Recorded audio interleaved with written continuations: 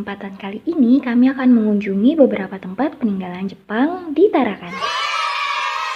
Pasti kalian pada kepo kan di mana aja tempatnya? Yuk ikutin keseruannya. Nah, sekarang kami sedang dalam perjalanan ke tempat di mana Jepang menginjakan kaki pertama kali di Tarakan, yaitu Amal.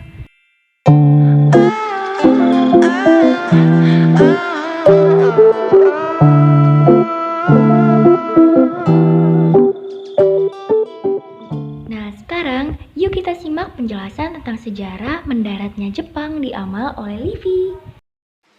Serangan Jepang ke Pearl Harbor merupakan awal terjadinya Perang Dunia Kedua. Pada saat Jepang dalam Perang Dunia Kedua inilah Jepang memutuskan menduduki Indonesia. Keputusan Jepang dalam mengekspansi Indonesia dikarenakan dalam Pandangan Angkatan Laut Jepang, sumber daya alam yang dibutuhkan Jepang dapat diperoleh di daerah selatan di Hindia Belanda. Alasan Jepang harus mencari sumber alam terutama minyak di wilayah lain karena kekalahannya dengan Rusia ketika berusaha memperluas ekspansi. Hal yang paling memungkinkan adalah pergi ke selatan Asia Tenggara.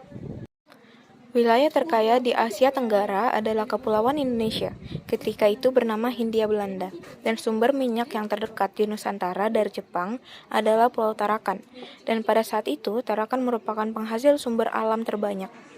Pada 16 Desember 1941, pasukan Jepang mendarat di Miri, daerah Kalimantan Utara, ke Sarawak pada tanggal 24 Desember 1941. Kemudian menerobos masuk ke Pontianak yang jatuh ke tangan mereka pada 28 Desember 1941. Jepang menguasai Hindia Belanda diawali dengan penaklukan Tarakan.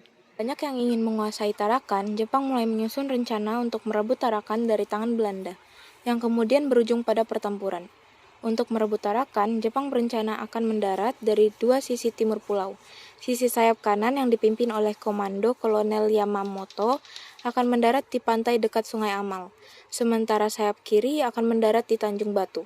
Setelah menyusun rencana, pada 10 Januari 1942, Jepang mulai bergerak menuju Tarakan.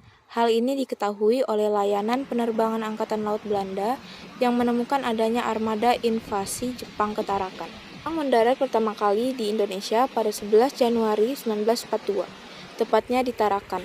Belanda yang mengetahui kedatangan Jepang telah mempersiapkan diri dan segera meluncurkan pesawat-pesawat bomber Angkatan Udara KNIL-ML dari lapangan udara di Samarinda dan Balikpapan.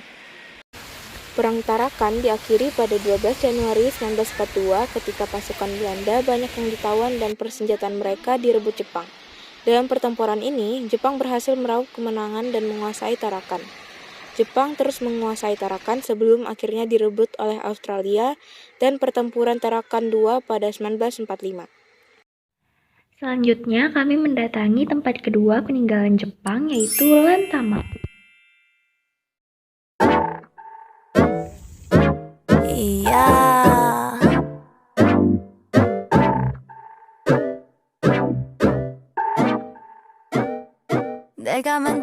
Lantamal merupakan tempat di mana kita dapat melihat kapal yang melintas di Tarakan. Di sini terdapat bunker, meriam, dan gudang logistik. Pada Perang Dunia Kedua, Belanda membangun 6 meriam. Meriam-meriam ini diletakkan berdekatan dengan garis pantai yang bertugas untuk mengamankan pantai dan laut dari serangan musuh.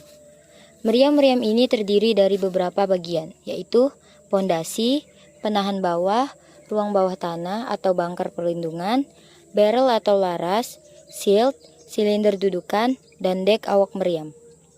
Panjang dek ini 1,8 meter, lebar 1,8 meter, dan tinggi dari pondasi 0,8 meter.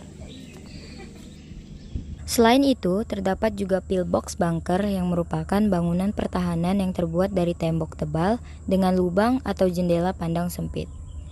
Bangunan ini digunakan sebagai tempat persembunyian atau pertahanan yang dilengkapi dengan senjata. Selain itu, digunakan juga sebagai gardu pandang untuk memandang arah datangnya musuh. Pillbox ini berbentuk kotak persegi panjang, terbuat dari beton, dan sebagian besar bangunan tertanam di dalam tanah. Hanya bagian atas dari pillbox atau seperempat bagian atas yang mencuat keluar, akan tetapi dikamuflase dengan timbunan tanah. Pintu masuk berada di belakang dan letaknya lebih rendah dari permukaan tanah. Pintu tersebut berbentuk lorong di bagian utara pillbox, dan di dinding bagian atas terdapat jendela pandang yang menghadap ke laut. Pillbox di situs peninggi lama ini berjumlah 3 buah. Berikutnya adalah gudang logistik. Bangunan ini digunakan untuk menyimpan seluruh keperluan dan logistik tentara saat berperang. Gudang logistik di situs peninggi lama ada 3 tempat. Secara umum, ketiga bangunan tersebut memiliki bentuk sama meski ukurannya berbeda. Tempat terakhir yang kami kunjungi adalah Tugu Perabuan.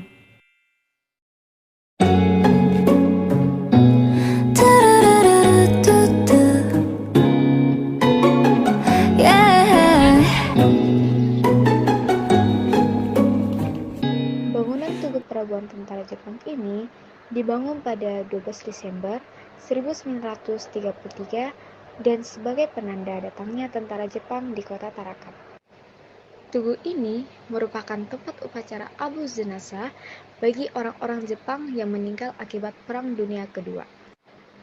Sebenarnya, di lokasi Tugu Perabuan Tentara Jepang ini, dahulu memang sudah digunakan orang-orang Jepang yang datang ke Tarakan untuk membakar mayat sebelum Perang Dunia Kedua. Terjadi dan akhirnya ketika tentara Jepang mendarat di kota Tarakan, menjadi tempat untuk pemakaman tentara Jepang. Tugu yang bertulisan huruf kanji tersebut memiliki tinggi 2 meter dan terdapat tulisan kanji di bagian depan tugu. Di dalamnya hanya terdapat satu makam. Semua mayat tentara Jepang yang gugur sudah dijadikan abu dan dibawa pulang ke Jepang. Terdapat setengah lusin nisan yang bertulisan huruf kanji. Tugu yang ada dijadikan sebagai monumen peringatan bertulisan huruf kanji hitam untuk berdoa. Kedatangan awal orang-orang Jepang di Tarakan adalah sebagai pedagang. Rute yang mereka pakai kemudian dijadikan rute ekspansi tentara Jepang ke Indonesia lewat Tarakan.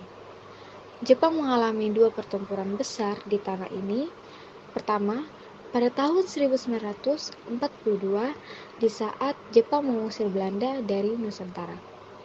Berikutnya, 3 tahun kemudian ketika armada Australia membalaskan dendam dan menewaskan banyak tentara Jepang.